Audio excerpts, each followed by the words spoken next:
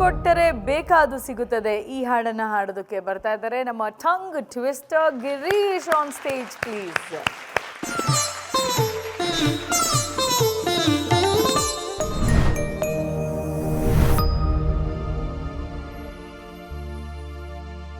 ದುಡ್ಡು ಕೊಟ್ಟರೆ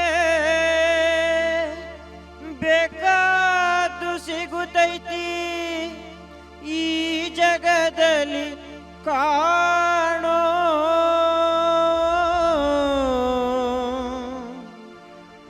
ಹಡೆದ ತಾಯಿಯನ್ನು ಕಳಕೊಂಡ ಮ್ಯಾಲ ಮತ್ತೆ ಸಿಗುವಳೇನು ತಮ್ಮ ಮರಳಿ ಬರುವಳೇನು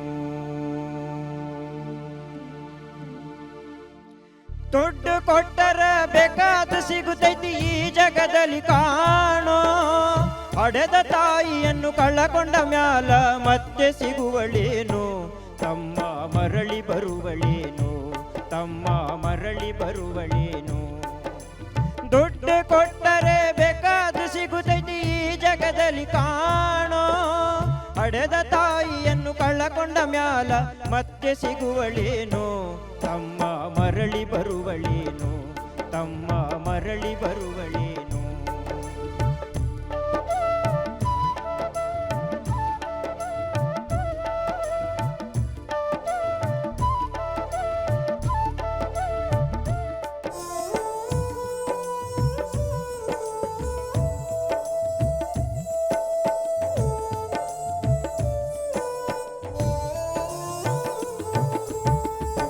ತಿಂಗಳು ಸಂಕಟ ನೀಡಿ ಹೊಟ್ಯಾಗ ಬೆಳೆದೆಲ್ಲೋ ಹುಟ್ಟಿ ಬರುವ ಮುನ್ನ ಜೀವಾಕ ಎಷ್ಟು ಕಷ್ಟ ಕೊಟ್ಟೆಯಲ್ಲೋ ಓ 9 ತಿಂಗಳು ಸಂಕಟ ನೀಡಿ ಹೊಟ್ಯಾಗ ಬೆಳೆದೆಲ್ಲೋ ಹುಟ್ಟಿ ಬರುವ ಮುನ್ನ ಜೀವಾಕ ಎಷ್ಟು ಕಷ್ಟ ಕೊಟ್ಟೆಯಲ್ಲೋ ಬರುವ ಕಷ್ಟಗಳ ಸಹಿಸಿದ ತಾಯಿ ನಿನ್ನ ನಂಬಿತಲ್ಲೋ ಬರುವ ಕಷ್ಟಗಳ ಸಹಿಸಿದ ತಾಯಿ ನಿನ್ನ ನಂಬಿತಲ್ಲೋ ತಾನು ಕೊರಗಿ ನಿನ್ನ ಕೋಣ ಬೆಳೆಸಿದಂಗ ಬೆಳೆಸಿ ಬಿಟ್ಟಳಲ್ಲೋ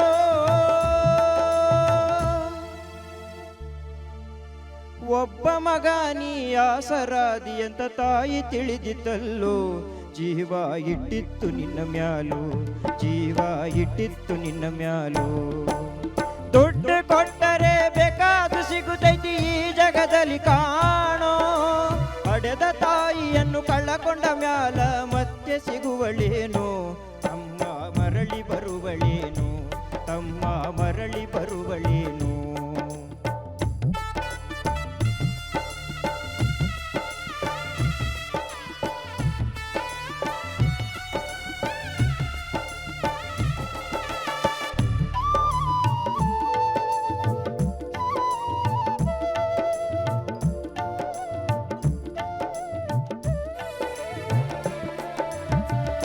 ನಾಲಿ ಮಾಡಿ ಶಾಲಿ ಕಲಿಸಿದಳು ಜಾಣನಾಗಲೆಂತ ಚಿನ್ನದಂತ ಒಂದು ಹೆಣ್ಣು ನೋಡ್ಯಾಳ ನಿನ್ನ ಮದುವಿಗಂತ ಆ ಕೂಲಿ ನಾಲಿ ಮಾಡಿ ಶಾಲಿ ಕಲಿಸಿದಳು ಜಾಣನಾಗಲೆಂತ ಚಿನ್ನದಂತ ಒಂದು ಹೆಣ್ಣು ನೋಡ್ಯಾಳ ನಿನ್ನ ಮದುವಿಗಂತ ಸಾಲ ಸೂಲ ಮಾಡಿ ಮದುವೆ ಮಾಡಿದಳು ಬಳ್ಳಿ ಹಬ್ಬಲೆಂತ ಸಾಲ ಸೂಲ ಮಾಡಿ ಮದುವೆ ಮಾಡಿದಳು ಬಳ್ಳಿ ಹಬ್ಬಲೆಂತ ಮೊಮ್ಮಕ್ಕಳನ್ನು ಎತ್ತಿ ಆಡಿಸುವ ಚಿಂತಿ ಮನದೊಳೀತ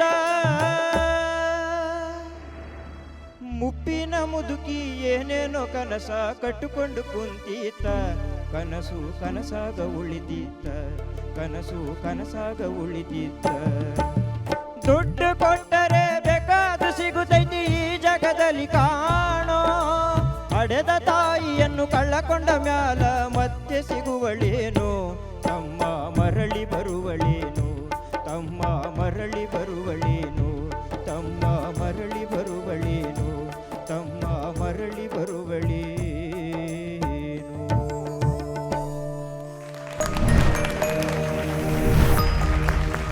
ಜೋರಾದ ಚಪ್ಪಾಳೆ. ಎಷ್ಟು ಅರ್ಥಪೂರ್ಣವಾದಂತಹ ಎಷ್ಟು ಅರ್ಥಭರಿತವಾದಂತಹ ಹಾಡು.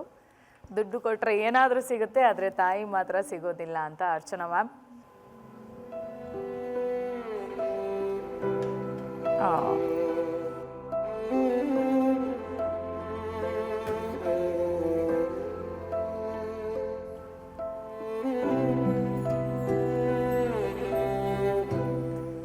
ಕಣ್ಣಲ್ಲಿ ನೀರು ಬರ್ಸ್ಬಿಟ್ಟು ಕಣ.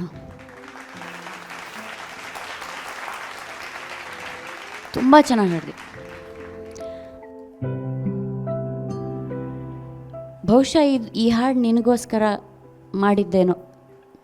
ಈ ವೇದಿಕೆಯಲ್ಲಿ ಈ ಹಾಡು ನಿನಗೋಸ್ಕರನೇ ಬಂತು.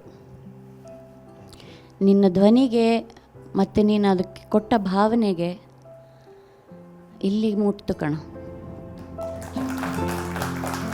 ಅದ್ಭುತವಾಗಿ ಹಾಡ್ದು. ನಾನು ಈ ಮೂಲಕ ಈ ಕಾರ್ಯಕ್ರಮ ಯಾರ್ಯಾರು ನೋಡ್ತಿದ್ದಾರೋ ಅವ್ರಿಗೆ ಕೇಳ್ಕೊಳ್ಳೋದಿಷ್ಟೆ, ನಮ್ಮ ಭೂಮಿ ಮೇಲೆ ವೃದ್ಧಾಶ್ರಮಗಳು ಹೋಗಬೇಕು, ನಾಶ ಆಗಬೇಕು.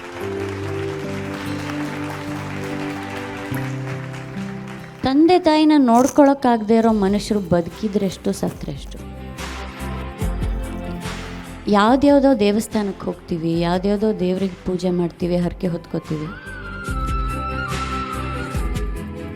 ಗಣಪನ್ನ ನೋಡಿ ಕಲಿಬೇಕು. ಸುಬ್ರಹ್ಮಣ್ಯ ಪ್ರಪಂಚ ಎಲ್ಲ ಸುತ್ತಿದ್ನಂತೆ. ಗಣಪತಿಗೆ ಗೊತ್ತು ಜ್ಞಾನಿ ಅಂತ, ಅದಕ್ಕೆ ಹೇಳೋದು. ತಂದೆ ತಾಯಿಗೆ ಸುತ್ತು ಬಂದಂತೆ. ಒಳ್ಳೆ ಹಾಡು, ಒಳ್ಳೆ ಭಾವ, ಶ್ರುತಿ ಶುದ್ಧವಾಗಿ ತಾಳಬದ್ಧವಾಗಿ ಹಾಡ್ದು.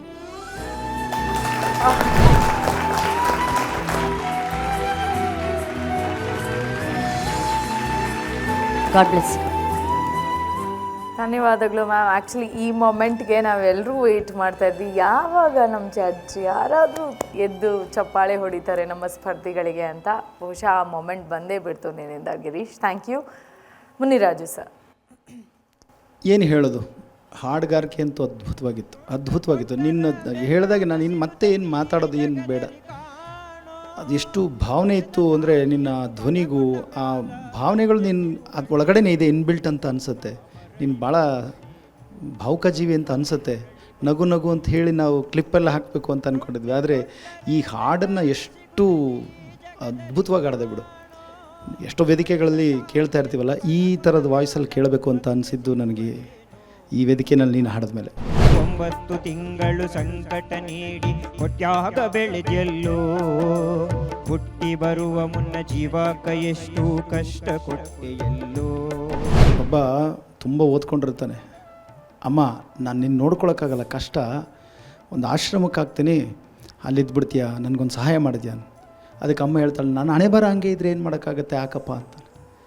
ಅಲ್ಲಿ ಹೋಗ್ತಾಳೆ ಆಶ್ರಮಕ್ಕೆ, ಬಾಗಿಲಲ್ಲಿ ನಿಂತ್ಕೊಂಡು ನನಗೊಂದು ಸಹಾಯ ಮಾಡ್ತೀಯ ಮಗನೆ ಅಂತ ಕೇಳ್ತಾಳೆ. ಏನು ಮಾಡಬೇಕು? ಏನಿಲ್ಲ ಮಗನೆ, ಒಂದು ಹೊಸದೊಂದು ಶಾಲು ಬೆಡ್ಶೀಟು ತಲೆದಿಂಬು ತಂದು ಕೊಟ್ಬಿಡು ನನಗೆ. ಇವನು ಕೋಪ ಬಂದುಬಿಡುತ್ತೆ. ಆಶ್ರಮದಲ್ಲಿ ದುಡ್ಡು ಕಟ್ಟಿದ್ದೀನಮ್ಮ, ಎಲ್ಲ ಹೊಸದು ಕೊಡ್ತಾರೆ, ನಾನೇ ಯಾಕೆ ತಂದು ಕೊಡಬೇಕು. ಅದಕ್ಕೆ ಅಮ್ಮ ಹೇಳ್ತಾಳೆ, ಈ ಆಶ್ರಮದಲ್ಲಿ ಎಂಥದ್ದು ಕೊಡ್ತಾರೆ ಏನೋ ಮರಿ, ನೀನು ತಂದು ಕೊಟ್ಟರೆ ಚೆನ್ನಾಗಿರೋ ತಂದು ಕೊಡ್ತೀಯ, ಜೋಪಾನವಾಗಿ ಎತ್ತಿಟ್ಟಿರ್ತೀನಿ. ಒಂದು ವೇಳೆ ನಿನ್ನ ಮಗನು ಈ ಆಶ್ರಮಕ್ಕೆ ನೀನು ತಂದು ಹಾಕಿದ್ರೆ ಅದನ್ನು ಕೊಟ್ಟು ಹಾಸಿ ಹೊದಿಸ್ತಿ ನಿನ್ನ ಚೆನ್ನಾಗಿ ನೋಡ್ಕೋತೀನಿ ಅಂತಾಳೆ. ಅದು ತಾಯಿ ಅಲ್ವಾ? ತಾಯಿ ನಿನಗೆ ಎಷ್ಟು ಪ್ರೀತಿಸ್ತಾರಲ್ವ, ನೀನು ಆ ತಾಯಿನ ಹಾಗೇ ನೋಡ್ಕೋಬೇಕು, ಬರೀ ಹಾಡು ಹೇಳೋದಲ್ಲ. ಅರ್ಥ ಆಯ್ತಾ? ಓಕೆ, ಧನ್ಯವಾದಗಳು. Thank you. ಟೈಮ್ಗಳು ಸರ್. ಗಿರೀಶ್, ಗುರುರಾಜ್ ಹೊಸಕೋಟೆ ಅವರು ತಾಯಿ ಸತ್ತ ಮೇಲೆ ತವರಿಗೆ ಎಂದು ಹೋಗಬಾರದು ಅಂತ ಎಷ್ಟು ಹಾಡು ಅದರಲ್ಲಿ ಅರ್ಥ ಇದೆಯೋ ಅಷ್ಟೇ ಅರ್ಥ ಈ ಹಾಡಲ್ಲೂ ಇದೆ. ಆದರೂ ಈ ಪ್ರಪಂಚದಲ್ಲಿ ಇನ್ನೂ ವಿಕೃತ ಮನಸ್ಸುಗಳು ಇದ್ದೇ ಇದೆ. ತಾಯಿ ತಂದೆಗಳಿಗೆ ಚಿತ್ರಹಿಂಸೆ ಕೊಡೋದನ್ನು ನಾವು ನೋಡ್ತಾನೇ ಇದ್ದೀವಿ. ನಾವು ಮೇಡಮ್ ಹೇಳಿದ್ರು ಭಾವನಾತ್ಮಕವಾಗಿ, ವೀಕ್ಷಕರಿಗೆ ಒಂದು ಸಂದೇಶ ಅದು. ಚಂದನಾ ವಾಹಿನಿನ ನೋಡ್ತಕ್ಕಂಥವರು ತಿಳ್ಕೋಬೇಕು ಅದನ್ನು. ಮಕ್ಕಳು ತಾಯಿ ತಂದೆಗಳನ್ನ ಯಾವ ರೀತಿ ನಡೆಸ್ಕೊಳ್ಬೇಕು ಅಂತಕ್ಕಂಥದ್ದು. 9 ತಿಂಗಳು ಹೊತ್ತು ಎತ್ತು ಅವ್ರನ್ನ ಸಾಕಿದ ಮೇಲೆ ಕಡೆಯಲ್ಲೇ ಅವ್ರಿಗೆ ಭಾಳಷ್ಟು ಚಿತ್ರಹಿಂಸೆ ಕೊಡ್ತಾನೇ ಇದ್ದಾರೆ.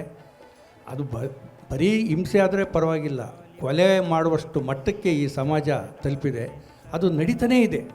ಹಾಗಾಗಿ ಈ ಸಂದೇಶದ ನಿನ್ನ ಹಾಡು ಕೇಳಿದ ಎಲ್ಲ ವೀಕ್ಷಕರು ಅದನ್ನಾದರೂ ಅರ್ಥ ಮಾಡಿಕೊಂಡು ಇನ್ನು ಮುಂದೆ ತಾಯಿ ತಂದೆಗಳನ್ನ ಒಳ್ಳೆ ರೀತಿ ನಡೆಸ್ಕೊಳ್ಳಿ ಅನ್ನೋ ಒಂದು ಮಾತು ಹೇಳ್ತೇನೆ. ತುಂಬ ಅಚ್ಚುಕಟ್ಟಾಗಿ ಆಡಿದ್ರಿ. ಧನ್ಯವಾದಗಳು ನಿಮಗೆ. Thank you so much. ಇವತ್ತು ನಾನು ಏನು ಟಂಗ್ ಟ್ವಿಸ್ಟರ್ ಎಲ್ಲ ಏನು ಹೇಳ್ಸಲ್ಲ, ನೆಕ್ಸ್ಟ್ ಟೈಮ್. Thank you.